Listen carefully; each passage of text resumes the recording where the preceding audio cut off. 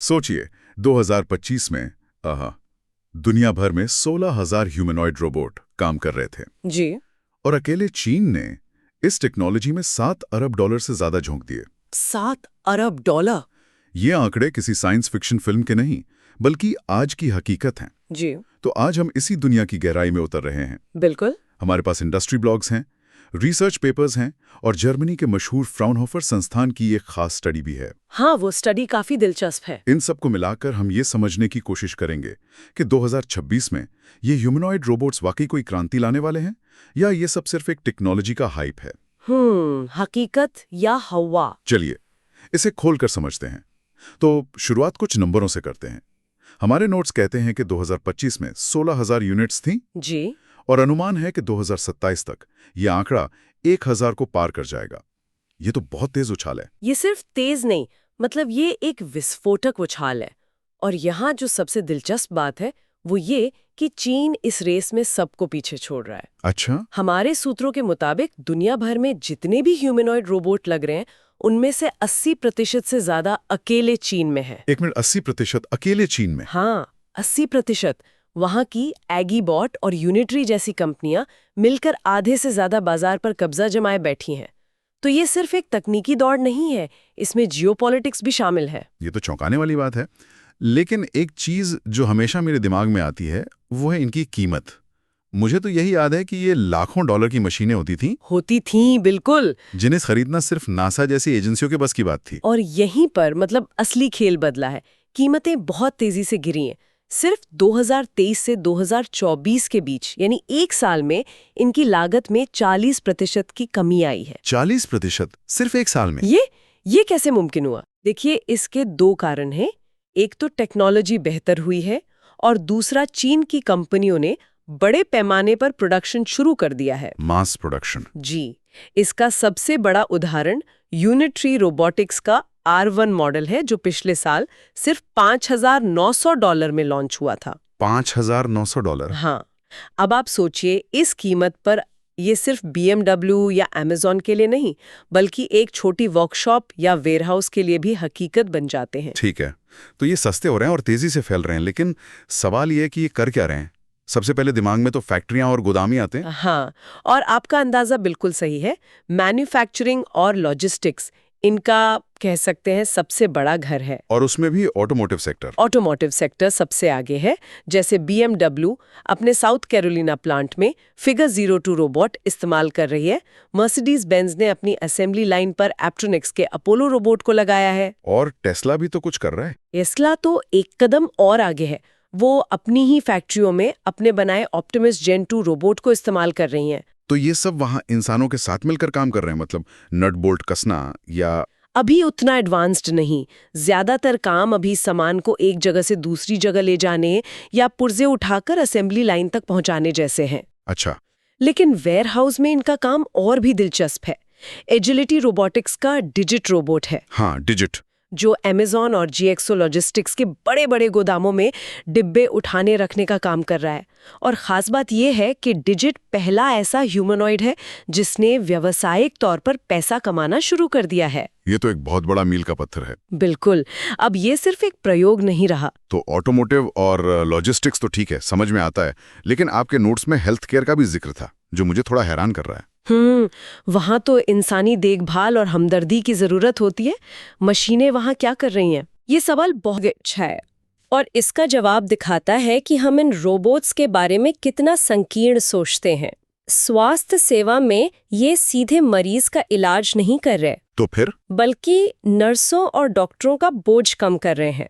Moxie नाम का एक रोबोट है जो अस्पतालों में लैब सैंपल, दवाइयाँ और दूसरा सामान एक वार्ड से दूसरे वार्ड तक पहुंचाता है। अच्छा, मतलब एक तरह का हाईटेक डिलीवरी बॉय। बिल्कुल। और एक स्टडी में पाया गया कि मॉक्सी की वजह से नर्सों का लगभग 30% तक पैदल चलने का समय बच गया। अब वो समय वे मरीजों की देखभाल में लगा सकती हैं। ये तो काम में मदद करना हुआ, काम छीनना नहीं। एग्जैक्टली। और फिर जापान का पेपर रोबोट है जो इससे भी एक कदम आगे है। हाँ, पेपर के बारे में मैंने सुना है।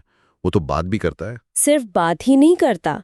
जापान में 2000 से ज्यादा अस्पतालों और केयर होम्स में पेपर को तैनात किया गया है। वो मरीजों से बात करके उनका अकेलापन दूर करता है, डिमेंशिया के मरीजों को दिमागी कसरत वाले गेम खिलाता है। अरे वाह, वो एक साथी की भूमिका निभा रहा है। ये तो कमाल है। और अंतरिक्ष में, ये तो सच में किसी साइंस फिक्शन फिल्म जैसा लग रहा है। मतलब हम सोच रहे हैं कि ये जमीन पर गाड़ियां बनाएंगे और ये सीधे स्पेस स्टेशन पहुंच गए। हाँ, और इसकी वजह बहुत प्रैक्टिकल है। नासा का रोबोनॉट 2 इंटरनेशनल स्पेस स्टेशन पर काम कर चुका है। सोचिए, स्पेस स्टेशन और उसके सारे उपकरण, सारे बटन, सारे औजार किसके लिए बनाए गए हैं? इंसानों के लिए। बिल्कुल। इसीलिए एक ह्यूमनॉइड रोबोट वहां के माहौल में एकदम फिट बैठता है। वो उन्हीं औजारों और कंट्रोल पैनल का इस्तेमाल कर सकता है जो अंतरिक्ष यात्री करते हैं। सही बात है। और यही लॉजिक आपदा राहत में भी काम आता है। बॉस्टन डायनामिक्स का एटलस, जिसे हम सबने इंटरनेट पर कलाबाजियां करते देखा है। हाँ वही, वो असल में मलबे पर चल सकता है और औजारों का इस्तेमाल कर सकता है। किसी परमाणु संयंत्र में हुई दुर्घटना या ढह गई इमारत में ये उन जगहों पर जा सकते हैं जहां इंसानों के लिए जान का खतरा हो। ये सब सुनने के बाद तो ऐसा लग रहा है कि क्रांति आ ही चुकी है। लेकिन अगर ऐसा है तो ये हमें हर जगह क्यों नहीं दिख रहे हैं? यकीनन यहाँ कुछ बड़ी रुकावटें भी होंगी। बिल्कुल। और इसे समझने के लिए मैकेंसी की रिपोर्ट एक बेहतरीन ढांचा देती है। वे इसे 4 पुल कहते हैं। 4 पुल? हाँ, उनका कहना है कि जब तक इंडस्ट्री इन 4 पुलों को पार नहीं कर लेती, तब तक ह्यूमनॉइड रोबोट्स सिर्फ पायलट प्रोजेक्ट्स में ही फंसे रहेंगे। 4 पुल? ये सुनने में दिलचस्प है। बताइए इसके बारे में। पहला और सबसे मुश्किल पुल है सेफ्टी, सुरक्षा। अच्छा। जर्मनी के फ्राउनहोफर संस्थान की स्टडी में 45% कंपनियों ने कहा कि सुरक्षा नियमों की कमी सबसे बड़ी बाधा है। ये रोबोट किसी पिंजरे में बंद होकर काम करने के लिए नहीं बने हैं। इन्हें इंसानों के बीच काम करना है। और ये बात तो सही है। अगर 2 पैरों वाला 150 किलो का रोबोट मेरे बगल में काम करते हुए लड़खड़ा जाए तो सेफ्टी मेरे दिमाग में सबसे पहले आएगी। ठीक यही बात। 2 पैरों पर चलना इन्हें स्वाभाविक रूप से अस्थिर बनाता है। एक छोटी सी गड़बड़ भी किसी इंसान के लिए खतरनाक हो सकती है। और दूसरा पुल? दूसरा पुल है लगातार काम करने की क्षमता, यानी सस्टेन्ड अप टाइम। सीधी भाषा में कहें तो बैटरी लाइफ। हाँ, ये तो मेरे फोन की भी समस्या है। बिल्कुल। बस फर्क ये है कि आपका फोन दिन में एक बार चार्ज होता है, लेकिन ज्यादातर ह्यूमनॉइड रोबोट सिर्फ 2 से 4 घंटे ही चल पाते हैं। सिर्फ 2 से 4 घंटे? हाँ, जबकि एक फैक्ट्री की शिफ्ट 8 से 12 घंटे की होती है।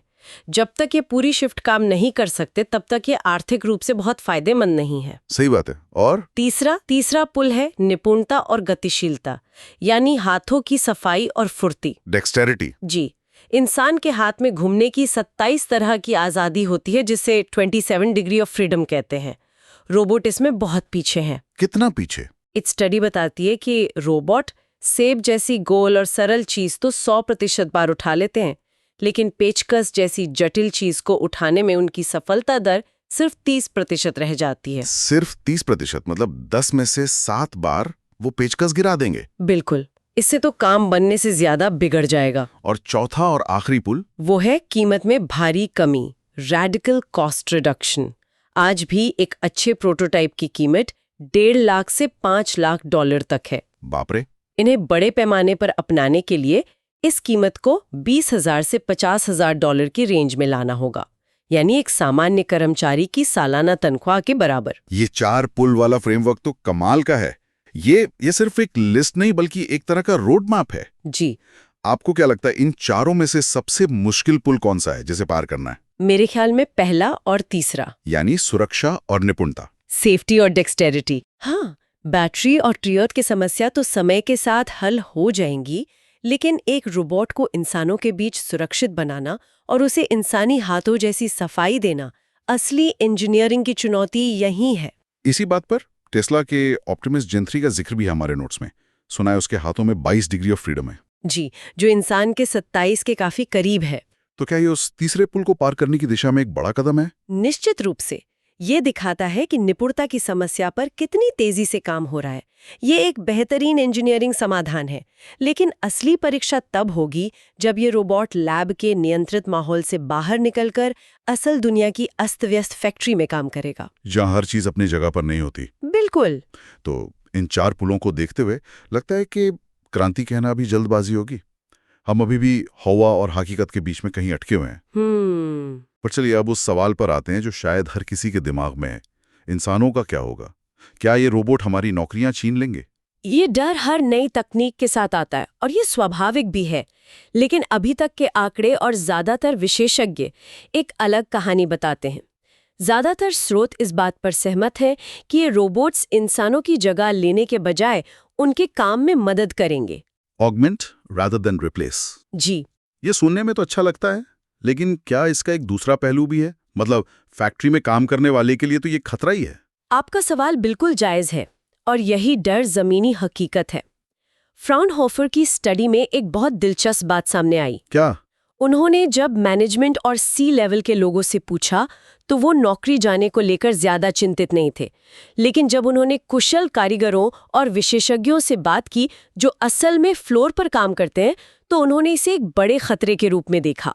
मतलब ऊपर बैठे लोगों और जमीन पर काम करने वालों की सोच में फर्क है। बिल्कुल, एक साफ विभाजन है और इसका मतलब है कि तकनीक को सिर्फ बना देना काफी नहीं है, उसे इस्तेमाल करने वाले लोगों का विश्वास जीतना सबसे जरूरी है। और ये कितना जरूरी है? बहुत ज्यादा।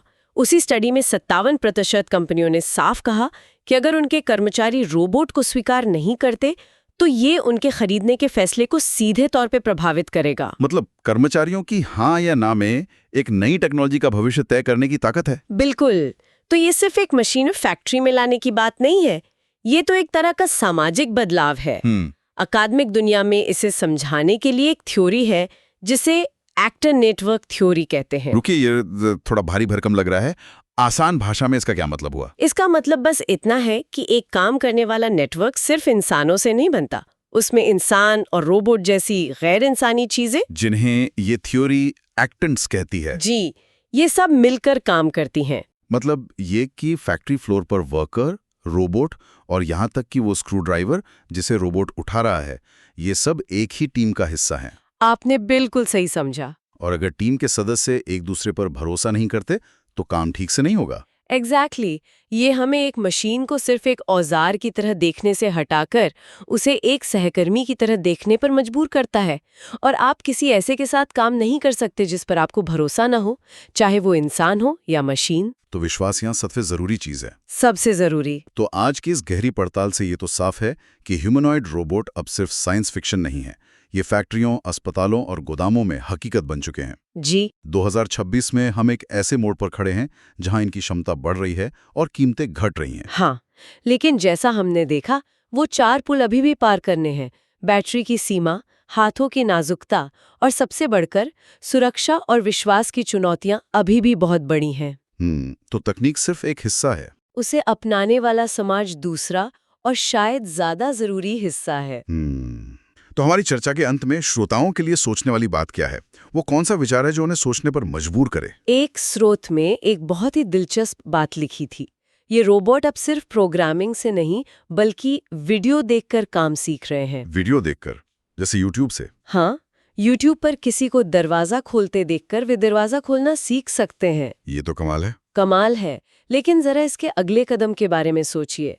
उस वक्त क्या होगा जब एक रोबोट सिर्फ शारीरिक काम की नकल करने से आगे बढ़कर इंटरनेट पर मौजूद अरबों वीडियो से किसी काम के पीछे के इरादे और संदर्भ को समझना शुरू कर देगा।